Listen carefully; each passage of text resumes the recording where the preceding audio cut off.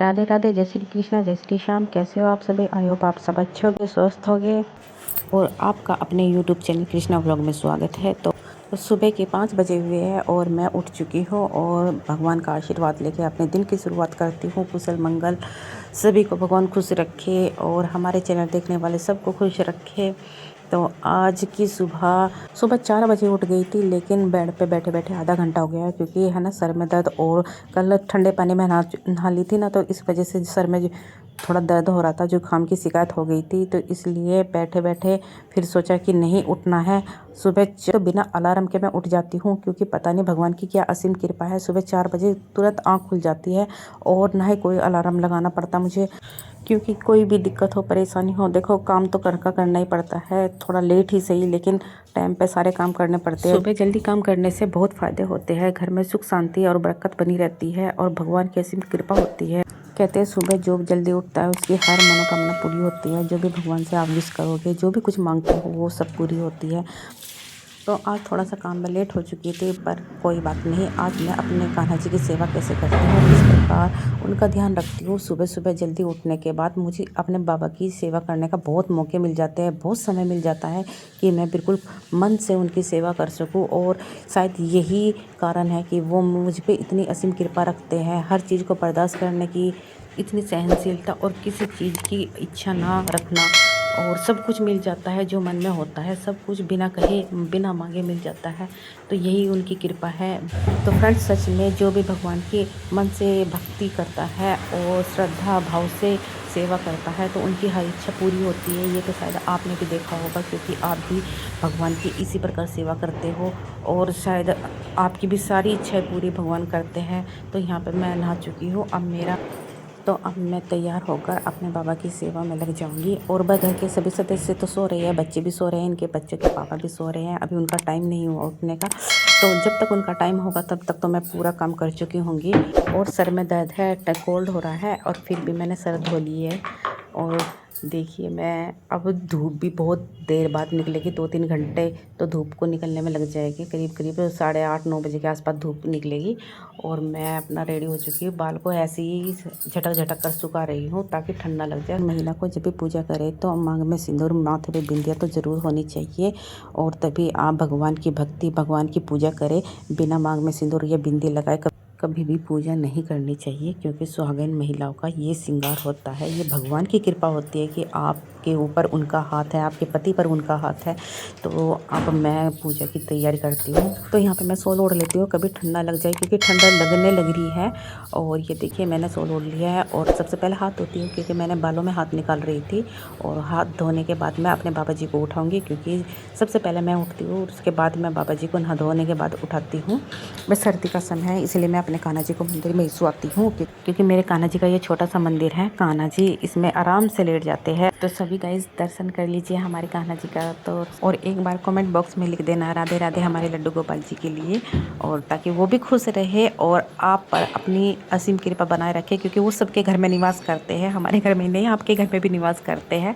और आप अपने घर में बोलो चाहे हमारे घर में बोलो, बात एक ही है, क्योंकि वो सबकी सुनते हैं। और यहाँ पर मैं अपने बाल गोपाल जी के लिए दूध गर्म करके ले आई हूँ। दूध और लड्डू का भोग जरूर लगाती हूँ, क्योंकि सर्दी का मौसम है, इसलिए सुबह सुबह मैं दही नहीं देती, खाने के साथ दही देती हूँ। और गर्मी में भी तो सुबह को दही दे देती हूँ।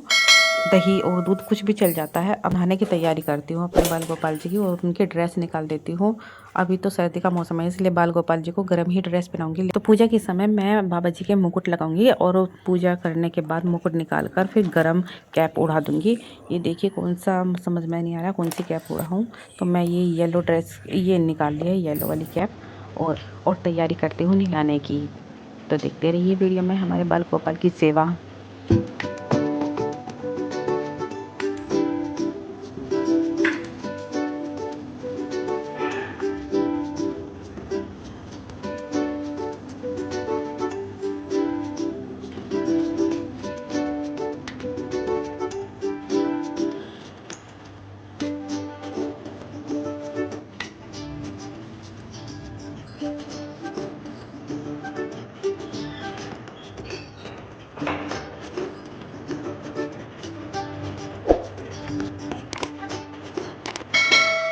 पे मैंने बाल गोपाल को नहलाने के लिए तैयारी कर चुकी थी और नहला भी दिया, लेकिन वीडियो ऑन करना भूल गई और उसमें नहाने की हमारे बाल गोपाल को मैंने कैसे नहलाया वो वीडियो नहीं आ पाई।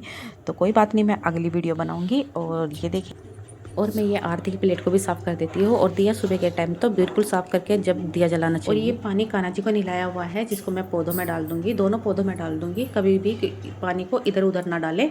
और उससे पहले मैं इनको आँखों पे स्पर्श करके और थोड़ा सा जल पी लेती हूँ और फिर मैं इनको प्लेट को साफ़ करके तो मंदिर में रख दूँगी और तैयारी करती हूँ फिर जो जलाने की। और ये देखिए हमने सारा सामान, और ये पीने का पानी है, इसको भी मैं है ना, ये तो जल में आप पौधों में डाल सकते हो या अपने घर के किसी भी काम में यूज़ कर सकते हो।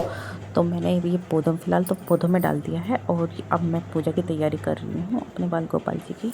मैं बिल्कुल आराम से रिलैक्स होकर सुबह के टाइम में अपने बाल गोपाल जी की अच्छी तरह पूजा करती हूँ। तब तक के बच्चे जागते हैं, तब उससे पहले मैं अपना सारा काम अपने मन से जो मुझे करना होता है वो कर लेती हूँ।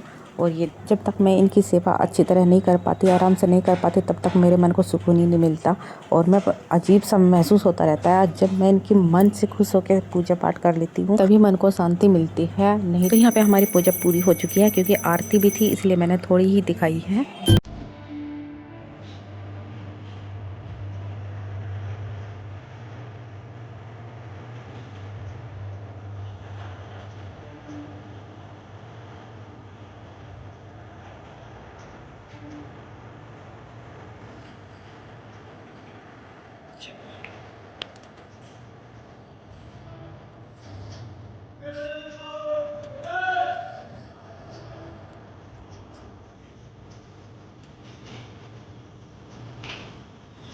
तो जब भी आप सूर्यदेव को जल दें तो जल में मीठा चंदन रोली ज़रूर डाल लें और खाली ना दें, क्योंकि इस जल का भी बहुत प्रभाव पड़ता है हमारी लाइफ में। इससे है ना सुख समृद्धि और रोज़गार में बरकत बनी रहती है, काम रोज़गार अच्छा चलता है। तो भाई गाइस, मेरा तो मंदिर में से उठने का मन ही नहीं करता है, पता नहीं क्या होया रहता है कि हमेशा बस कान्हा जी को निहारती रहती हूँ। ये देखिए हमारे बाल गोपाल जी बैठे हैं, लड्डू और दूध इनके पास ही है। मैं कम से कम थोड़ी देर तक उनके पास रखूँगी और फिर बाद में उठाऊँगी। और अब करती हूँ मैं बाल गोपाल के लिए खाने की तैयारी। तो खाने में आज मैं बना रही हूँ उनके लिए सीताफल।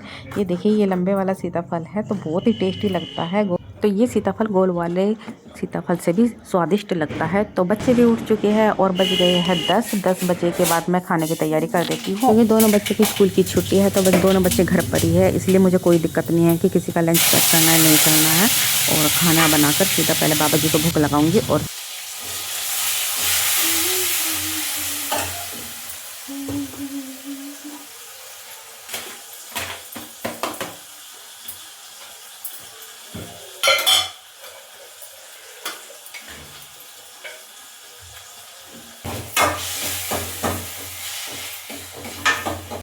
तो पेठे के साथ मैंने बनाई है पूरी मुझे बहुत अच्छी लगती है, इसलिए मैंने पूरी बनाई है।